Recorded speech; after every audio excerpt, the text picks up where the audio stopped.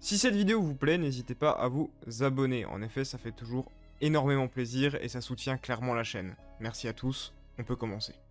Pour une fois, cette vidéo est garantie avec le moins de spoil possible, voire absolument aucun spoil. En effet, le but de cette dernière, c'est littéralement de vous faire lire le manga.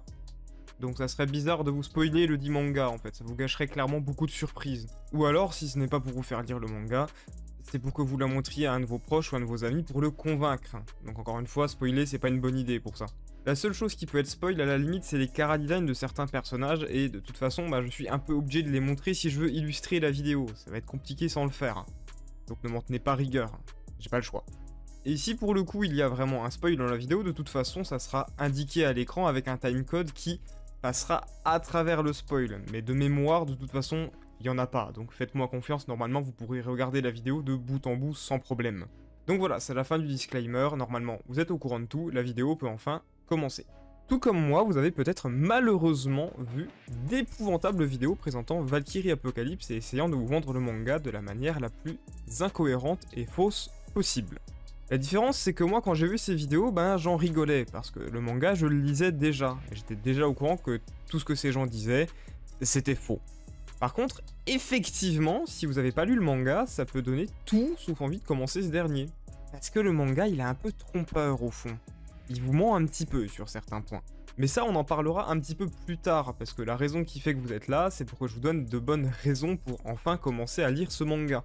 Et je dis bien lire le manga, car on peut être honnête, l'anime lui rend vraiment pas honneur du tout. Pour en savoir plus, je vous conseille l'excellente vidéo d'Yorin qui partage mon point de vue sur ce dernier. Donc, lisez le manga. Parce que de toute manière, on parlera de lui et on ne parlera pas de l'anime. On peut enfin commencer avec une introduction pour vous décrire et vous expliquer le synopsis du manga.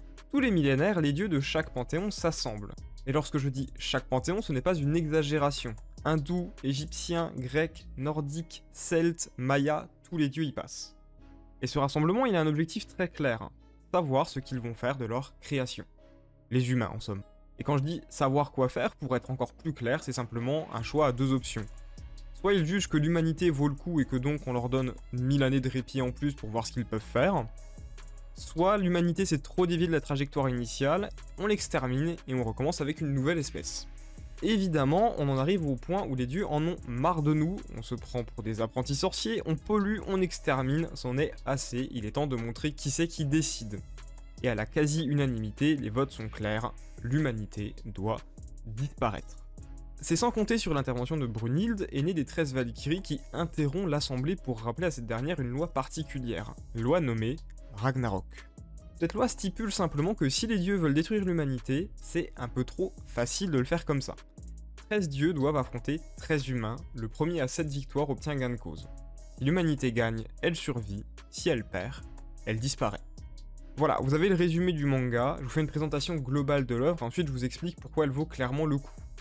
Valkyrie Apocalypse est une œuvre avec un succès certain, il y a eu plus de 10 millions de tirages pour seulement 19 tomes à l'heure actuelle, et j'ai plus la source, mais j'ai déjà vu traîner quelques fois une information comme quoi le manga est arrivé à 15 millions de tirages.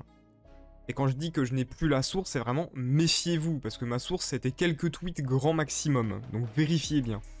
Donc oui, on est déjà clairement sur un gros succès commercial, mais en plus de ça, le manga a eu droit à une adaptation animée. Certes médiocre, mais il en a eu une. La deuxième saison a même tapé le top de visionnage sur Netflix à sa sortie.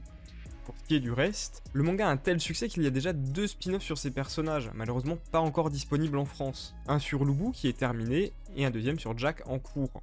Visiblement, les auteurs ainsi que la maison d'édition ne comptent pas s'arrêter en si bon chemin. Si vous avez suivi l'actualité, récemment il y a eu des votes sur le compte Twitter du manga pour savoir sur quel personnage porterait le prochain spin-off. Donc il y a vraiment un lore étendu quand même. Donc oui, on peut le dire envers et contre tout, et même si vous ne pensez pas tant en avoir entendu parler, Valkyrie Apocalypse, c'est un succès. Encore plus pour un manga de tournoi. Et ça, on va en parler parce que c'est lié à une grosse erreur que beaucoup de gens font. Ce n'est pas parce que le manga est un manga de tournoi, je veux dire par là un manga où le centre de l'histoire c'est un tournoi, qu'on peut résumer le manga uniquement par le dit tournoi et par de la bagarre. Bagarre! Car oui, c'est ce que les influenceurs vous diront tout le temps, l'intérêt principal du manga, le point principal du manga, c'est la bagarre. La bagarre! Sortez-vous ça tout de suite de la tête. Toute personne qui pense ça, c'est une personne qui n'a lu que le premier tome. Alors, pourquoi les gens le pensent? Premièrement parce que c'est un manga de tournoi, et que les mangas de tournoi, fatalement, y a de la baston. Mais bon, dans ce cas-là, on peut dire que One Piece, Naruto, Hokuto no Ken, Saint Seiya, c'est des mangas de bagarre.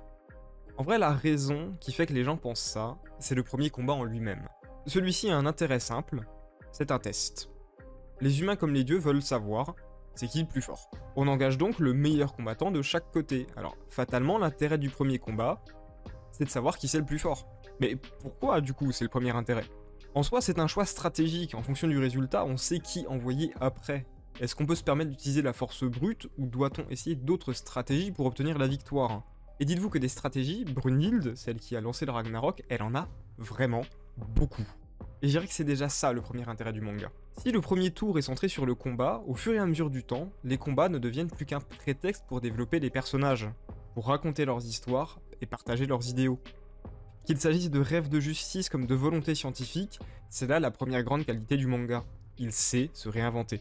Chaque combat sera une bouffée d'air frais car chaque combat différera du combat précédent. Et le tout avec des personnages qui seront toujours originaux.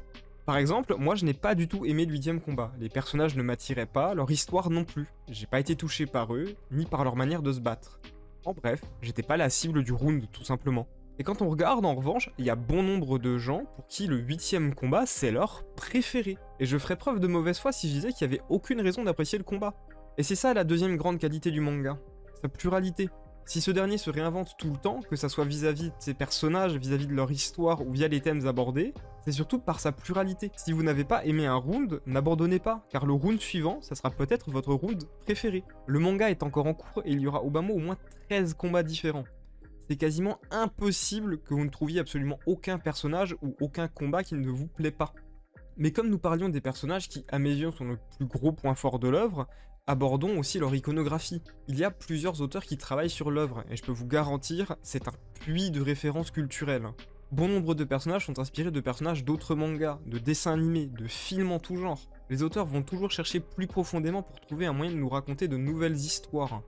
De plus, ces derniers semblent très bien renseignés sur les personnages et les sujets qu'ils traitent. Car oui, pour réussir à tordre les mythes de cette manière, il faut les maîtriser.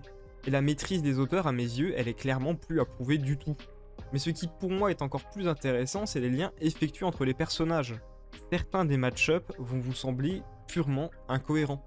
Et à bien y réfléchir, à lire l'histoire des personnages, à comprendre leur point de vue, ça tombe sous le sens. Et on n'aurait jamais imaginé une telle opposition possible. On finit par s'amuser à chercher des liens entre les dieux et les hommes pour légitimer certains combats que nous essayons de prédire.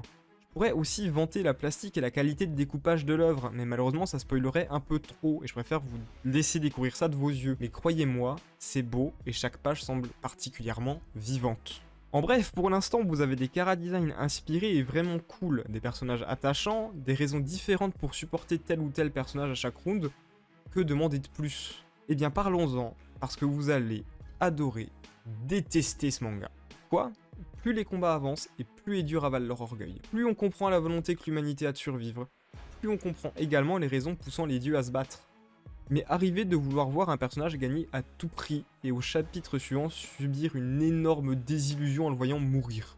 Il m'est arrivé d'hurler de joie en voyant un personnage l'emporter, mais il m'est arrivé de ne pas vouloir connaître la suite d'un affrontement car je savais que même si j'adore les deux combattants, un des deux allait devoir disparaître. Et c'est ça qui est magnifique avec ce manga, c'est une ode à la vie, une ode à l'humanité. Certes, cette dernière a toutes les raisons de disparaître, mais d'un autre côté, elle a toutes les raisons de vouloir vivre, en fait, et même juste de continuer à exister. Et le manga, il vous fera vivre ces combats pour que vous réalisiez au plus profond de vous que si ces personnages se sacrifient, c'est pour eux, c'est pour leurs idéaux, et des idéaux que vous partagez. Il n'est pas question de simple et de vulgaire bagarre, il est question d'hommes se levant face à la destinée, il est question de donner une raison aux gens de se lever. Il est question de redonner l'espoir. Car même si un personnage meurt, tout ce qu'il a fait, ça ne sera jamais oublié. Et c'est même pas le dernier point, il arrive. Vous êtes en train de soupirer de peur que 13 combats, ça se répète un peu trop et que ça finisse toujours pareil. Mais ça, les auteurs ils y ont pensé. Le Ragnarok, c'est pas un hasard. Cette règle, cette loi, ce tournoi, à qui ça profite? Est-ce que quelqu'un tire les ficelles dans l'ombre? Qu'est-ce qui pousse Brunhilde à vouloir juste effectuer ou voir cette guerre? Simplement protéger l'humanité, ou d'autres desseins bien plus sombres? Et les dieux eux-mêmes, n'ont-ils pas vu venir certaines mascarades ou entourloupes? Y a-t-il des traîtres? Est-ce que certains nous cachent ce qu'ils veulent au plus profond d'eux-mêmes? Malheureusement, pour vivre tout ça, pour en profiter, hein, pour rejoindre cette communauté, bah, je vais pas vous donner les raisons ici. Je vais pas vous donner les réponses maintenant. Tout ce que je viens de vous énumérer là, vous allez devoir le découvrir vous-même, en lisant le manga. Sinon ça serait trop simple et en plus ça serait du spoil. Vous avez malheureusement une obligation, celle de lire le manga. Car oui, c'est pour toutes ces raisons, et je pourrais encore en trouver des centaines, mais il faut que la vidéo soit courte parce que il faut que ça donne envie aux gens vite. Je sais que sur YouTube, les vidéos longues, tantôt on aime ça, tantôt on déteste. Et là, le but, c'est de vous faire la pub de quelque chose que moi j'aime beaucoup. Donc il faut être très concis. Oui, pour toutes ces raisons que j'ai énumérées, et d'autres raisons que vous découvrirez par vous-même, parce que comme j'ai dit, il y en a plein. Il faut lire Valkyrie Apocalypse. Ou au moins, il faut donner une chance à un manga que les influenceurs appellent et qualifient à tort d'un manga de bagarre. Il y a bien plus à découvrir. C'était Béléus, je vous dis à la prochaine pour une nouvelle vidéo. Salut à tous, et surtout, profitez du manga.